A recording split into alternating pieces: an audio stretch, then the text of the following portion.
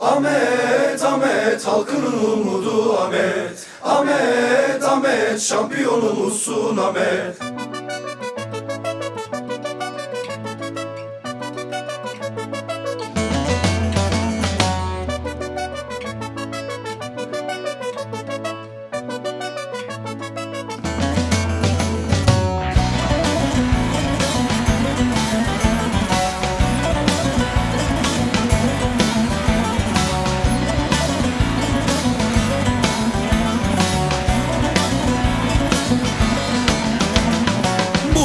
İnanıyor sana şampiyonluk yolunda. Çoluk çocuk genç yaşlısı hep bir oldu uğruna.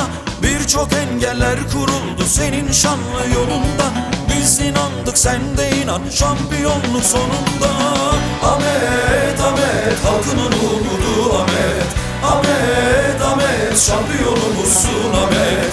Ahmet, Ahmet, halkının umudu Ahmet. Ahmet, Ahmet, Ahmet, şampiyonumuzsun Ahmet.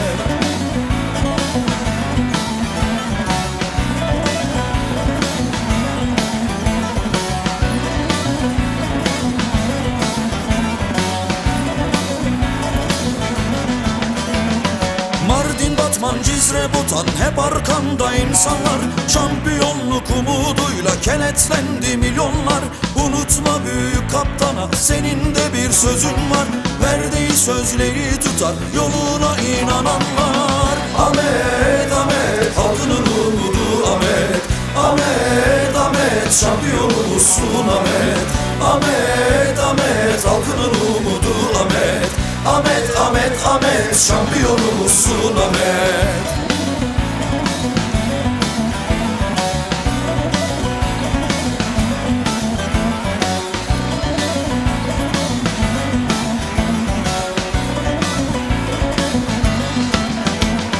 Yağmur, çamur, kar demeden statları doldurduk. Şampiyonluk umuduyla kenetlendik, bir olduk. Yeşil kırmızı aşkıyla Ahmet sana tutulduk. Bunca emeğin sonunda şimdi şampiyon olduk. Ahmet, Ahmet, halkının umudu Ahmet. Ahmet, Ahmet, şampiyonumuzsun Ahmet. Ahmet, Ahmet, halkının umudu Ahmet.